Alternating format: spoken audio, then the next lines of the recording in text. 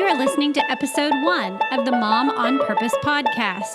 I'm your host, Jess Connell, and today we have a flipped episode. Instead of me interviewing a friend is interviewing me. Welcome to Mom on Purpose podcast. If this is your first time listening, thanks for coming. The Mom on Purpose podcast is produced every week. Come back often and please subscribe in iTunes.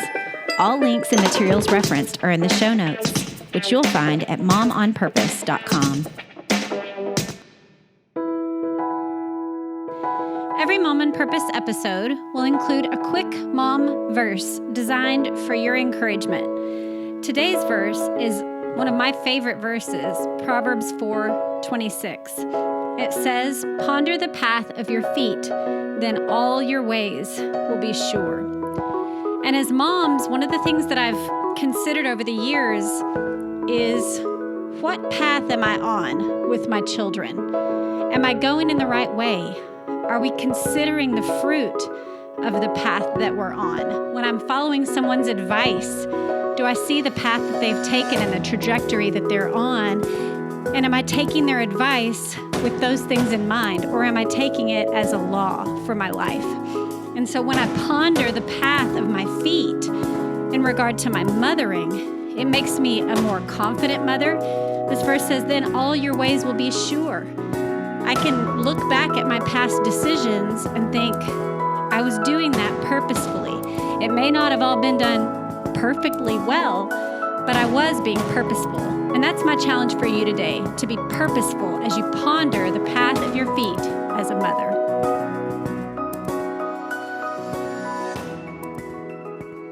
All right. Hi, Mom on Purpose listeners. This is Jess Connell, and today I've got Tracy Grossman with me, and I've asked her, it's a little bit funny, actually, because every other podcast episode that we're going to do is going to be me interviewing other people.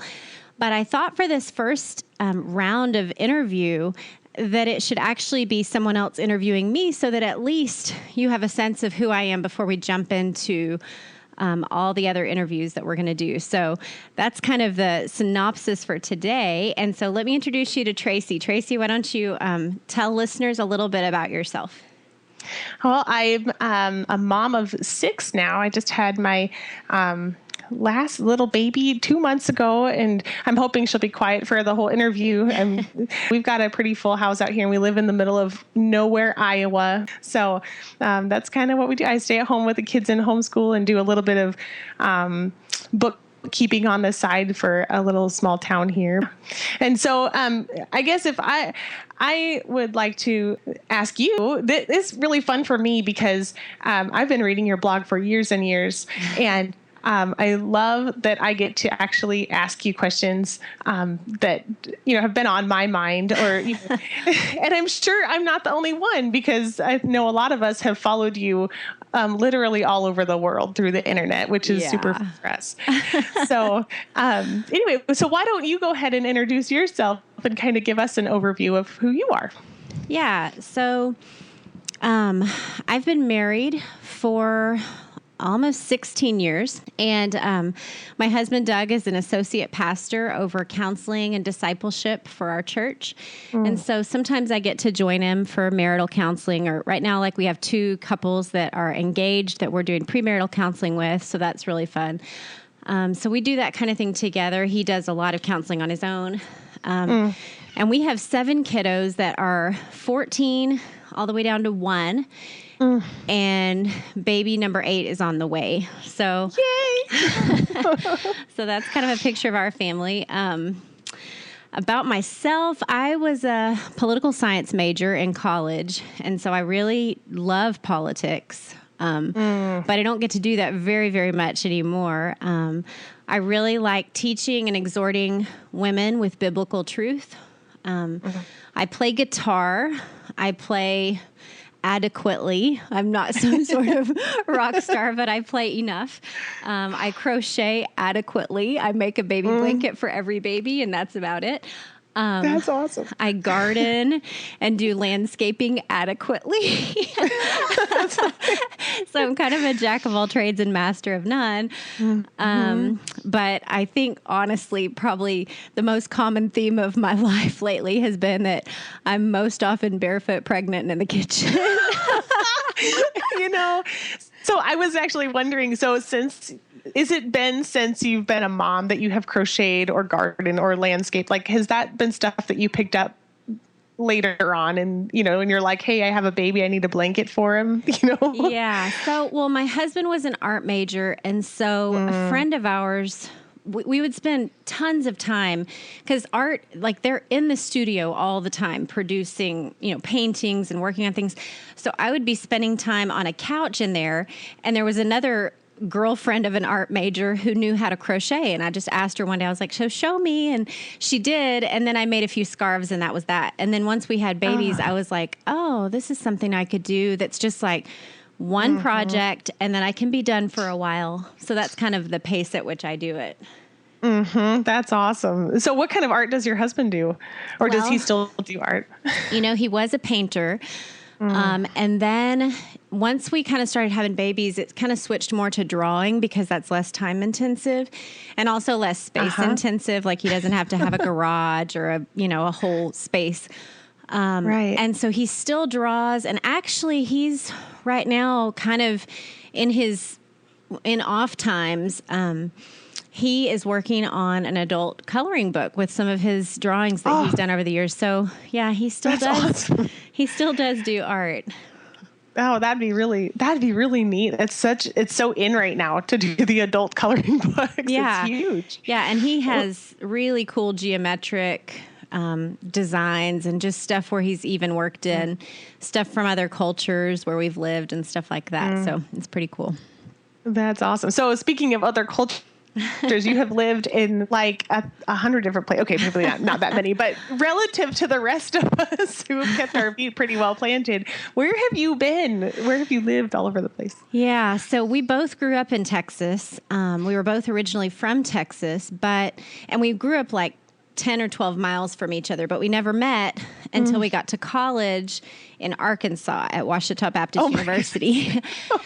So we met there and we got married there, and our first few months of marriage were there. And then we moved to Little Rock because I worked for the Arkansas, state legislature, doing committee support work there. Actually, on one of my committees was Jim Bob Duggar. So there's that. Oh, wow. And I think back then they only had 7 or 8 kids, and everybody was still like, oh my goodness, that's the family that has 7 kids or whatever it was. So that's pretty funny. And then we moved to Washington, D.C. I landed this really cush job. It was right when all of the Governor Bush's people had moved into the White House.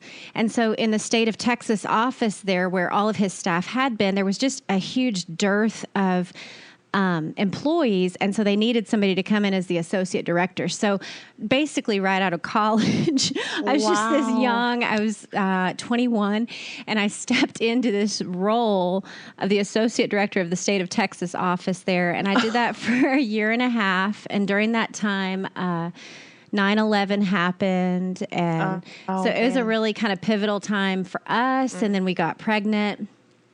Then I'll kind of skip ahead. We moved back to Texas for several years before we moved overseas. And we were overseas for nearly 6 years. We lived in China and we lived in Turkey. And then over 5 years ago, we moved back to Texas. My husband Has it really been 5 years? Yeah, it's been over 5 years. Yeah, that we moved back to Texas. And then 2.5 years ago, we moved to Washington State, to a place that we had never even thought of or been to before we moved here. So that's kind of our around the world thing. And we really love it here. And we are hoping to plant roots and not move anymore. So yes. Oh man. So I had no idea it's already been. Where does the time go? Because I remember when you posted about coming back to Texas and moving all your stuff back and everything. And that just feels like maybe last year. Yeah. Like, all of a sudden, the babies shrink your time, I think. Yes. So it was 2 babies ago. For me, and really 3, because now I'm the 3rd baby away from overseas life. So we count everything in babies.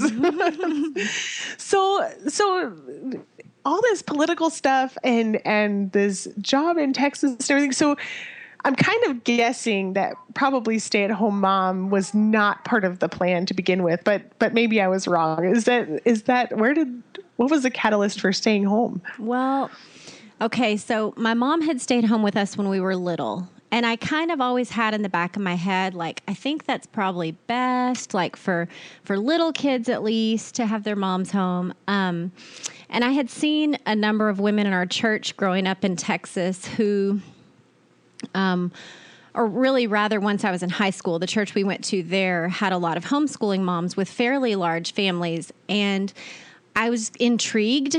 And I thought, that's really special that they spend their days with their kids. They don't miss out on those special moments. So I kind of had all that in the back of my head. But then I had all this political ambition, and then I kind of landed this sweet job that was just, amazing. And so initially when we got pregnant, we came up with this plan that Doug, he was actually thinking about going to grad school for art at that time. And so we kind of came up with this plan that like he might do grad school in the evenings and he would be like a stay-home dad during the day and bring the baby up to breastfeed. And that way I could still like keep my high paying, high access job, and everything would just be perfect. And so we probably floated through like 3 or 4 months, maybe it was more than halfway. So we were at least to 20, 23, 24 weeks of pregnancy.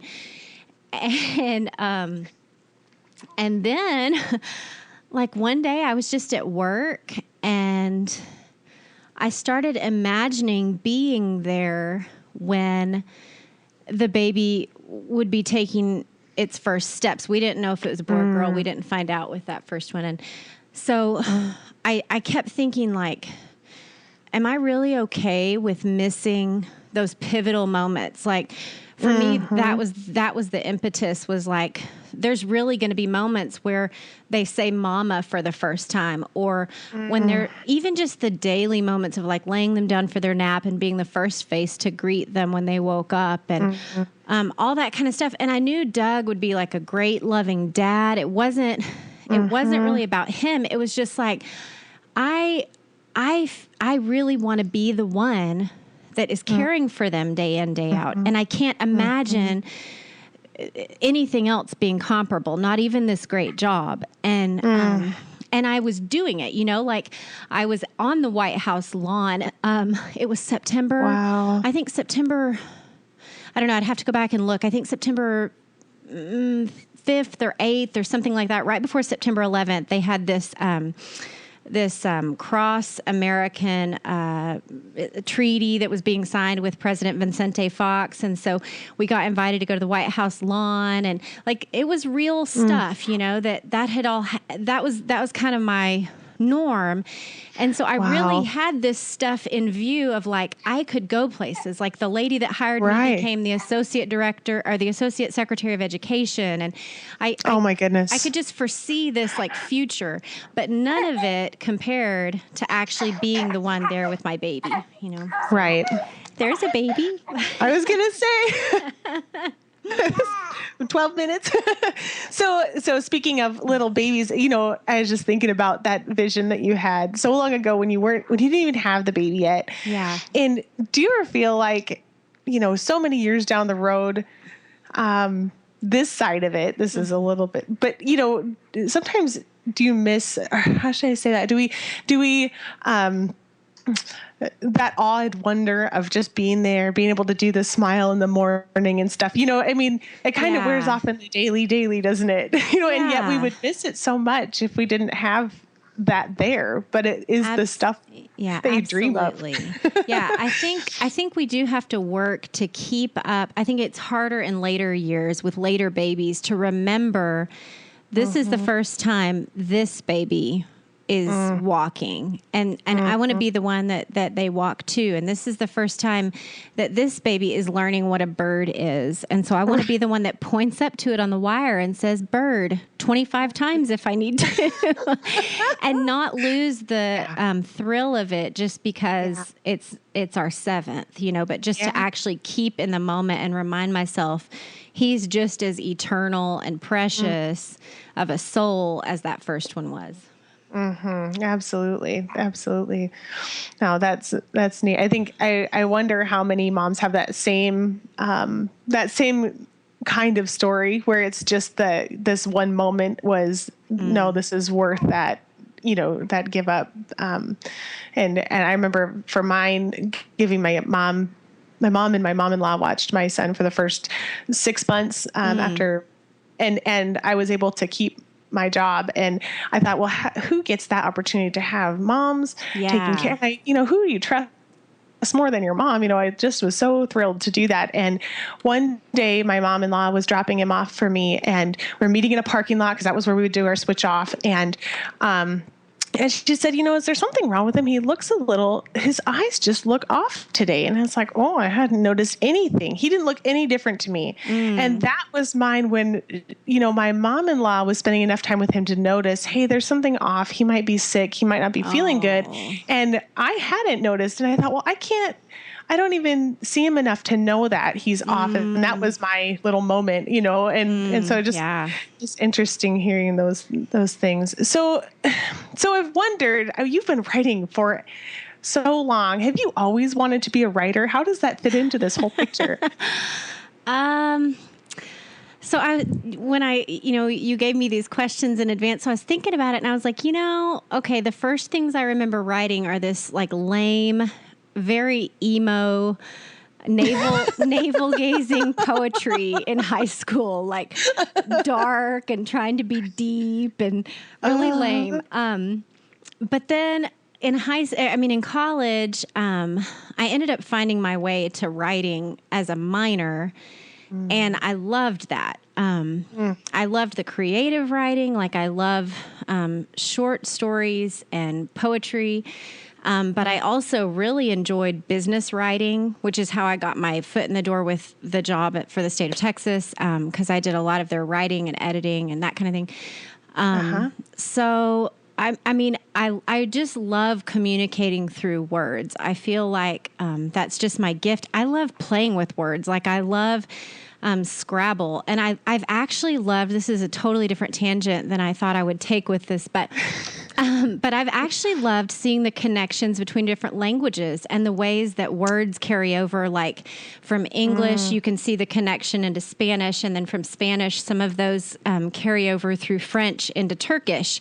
And so you just see these connections where like travel, like you can see different time periods in it, like certain words, they had words for it in Turkish, but then certain words, because things happen in Europe, like they just borrowed the European words. And so I just love words, I guess, is really what it is.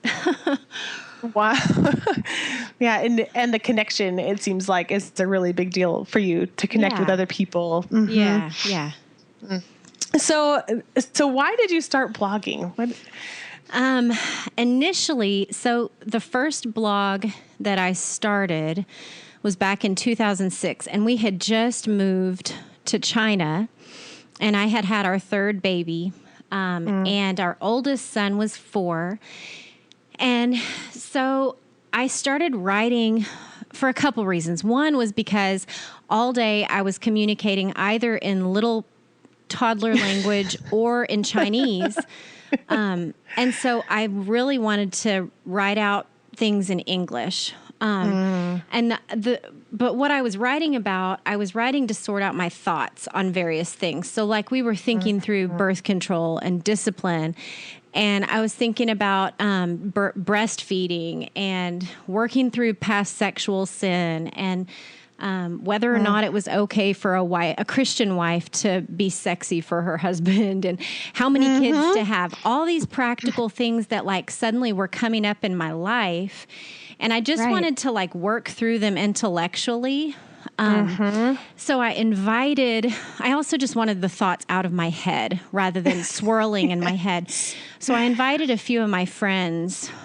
It was maybe 5 friends or something like that, to kind of offer me any feedback. And so I gave them the link to the blog, and I just said, if you see holes in my thinking, if you want to give me biblical pushback, I just want to know if I'm thinking through things rightly, if you see biblical errors I'm making or things like that. So that was kind of the original reason I started writing.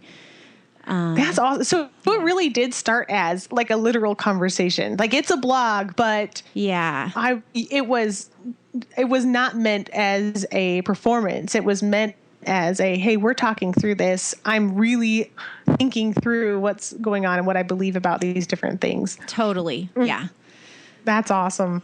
Yeah. That's awesome. Huh. So it was 2006. That was like right when blogging even became anybody even had blogs. Yeah, it was early. So long ago. But it makes sense. I think a lot of times new moms, when you do get in the toddler moments, and like you said, you're only even speaking Chinese. For me, I was living in the middle of nowhere, so it was toddler or cornfields. I didn't even get another language. I had when you were talking about getting your brain, or getting all those thoughts out of your head, I had a really great friend explain to me the difference between an introvert and an extrovert. So an introvert has to get all the thoughts in order and then let them out of your head. And an extrovert has to take all the thoughts, throw them out, and then they can arrange it. Yes. Yes. And so they feel totally not okay unless they're out and arranged, whereas the introvert won't even let them out until they're arranged. Yeah, I think that's such true. Absolutely. So have you always written, since then, have you always written to moms? Has your blog just kind of continually done that? It's grown a lot from that 5 reader. Yeah. Yeah. I think there have been male readers from time to time, but yeah, I definitely see it. The more that I've blogged, initially I was just writing to sort out my own thoughts, but in more recent years, I've kind of shifted to a more proactive approach of trying to provide insight into big picture stuff, like why we do things the way we do, some of our big picture philosophies about raising kids and those kinds of things. And also daily details of living. It's basically all the stuff that I wish I had access to. The more that I've thought about these things, I really feel like this last century or so, is handicapped in this way, because in almost every other century, you had these like extended generations living together and intergenerational interactions that just don't happen anymore. Like we see our own age group, and then we know our parents' age group. Right. And we don't see all the other stuff. And so I write really to a large part because I want to share the things that I'm doing in case it can be helpful to anybody else. Well, and that kind of maybe answers my next question, but I think a lot of us give up hobbies when we have kids, that sewing sounds really nice until your toddler starts doing all the thread, or, I think a lot of times we end up just putting everything on a shelf for a season. So why do you keep writing, given all these other demands? You're helping with your husband with church and all that stuff. What is it that keeps that as strong as it is? Yeah, you're right. It is a commitment of time and energy. It's not just nothing. I don't want to treat it like it's just, no big deal. 'Cause it is, it's something that I work at. And at various points, especially when my kids were all little, all say 6 or 7 and under, I did give it up, and I would stop blogging for 3 months here or 6 months there, or I would just take a break until I felt like returning. But each time, Doug would end up insisting that I return to writing because he feels like, and we both observed the same thing, just that it really is, it probably goes back to what you said about extroverts, but I feel like sometimes I don't even know what I think, and I don't even know what I'm thinking about until I write it down. And then once I write it down, it helps me sort it. I can put it in the right order. I can correct my thinking with biblical truth. I can see where I'm missing something or fill in the holes and gaps. So I feel like my brain is kind of like an internet browser with a bunch of tabs open, and writing one article helps me close one or more tabs in that browser.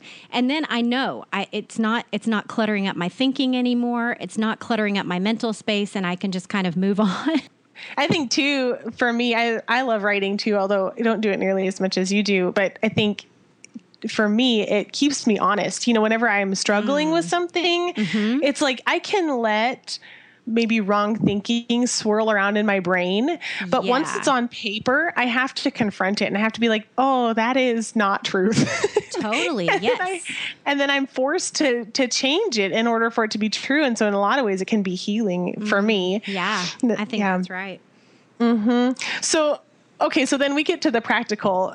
How in the world do you find time? You homeschool, you have 7 kids, you're pregnant and probably exhausted. Where does the time come from for this stuff? There's a couple of answers to this. One is that I'm an incredibly fast writer. As I've talked with other writing friends, I seemed to go through far less editing than a lot of other people do. Often when I sit down to write the first time, it's anywhere from 90 to 98% in its final form that first time I sit down. So I'm not doing a lot of going back and like adding a part. I do very little research. I'm just sticking with what I know. So I'm not needing to go and like dig through piles of information to come up with an article. I'm just sharing what I know from practice and reality in my life.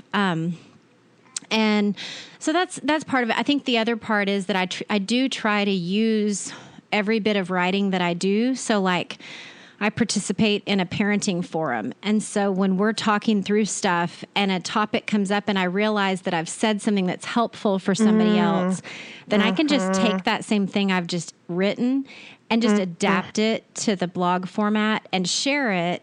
And it's, I'm not doubling my time there. I'm basically using the time I'm already spending writing. So you've mentioned in your writing, that you really believe in these Titus 2 relationships and in these, older women teaching the younger, and you even just talked about it a little bit of these older generations and how we're kind of, we miss out on a lot because we don't have that there. So what has been, or can you maybe describe those Titus 2 relationships in your own life and how those have impacted you over the years? Yeah, I would say probably the first 2 that I had were 2 ladies who both had 5 kids. Actually, one went on to have 6. But when I was in high school, like the last year or so, year and a half of high school, we started going to a different church, and it was the one I mentioned earlier with some larger homeschooling families. And there were 2 ladies that both they let me babysit for them, but I also sometimes would just get to go and like hang out with them while they were just, during the day with their kids and stuff. And I feel like they were really the first sort of Titus 2 mentors that I had, because I had never really seen mothers parenting little children in daily life. And so I feel like that was the first set of that I had. And then, honestly, this is the thing that kind of about blogging that I feel like can get lost. It can seem, or I've wondered sometimes if it can come across like I think I know all this stuff and like I just have nothing but my own thoughts to pass to everybody. But the truth is that virtually everything I share I would say virtually none of it is stuff that I made up or that like originates with me. Right. It's either stuff that's directly drawn from the word and then I'm just applying principles derived from the word, or but more often it's stuff that I've picked up from other women. Be sure to come back next week for episode 2, where we continue our conversation.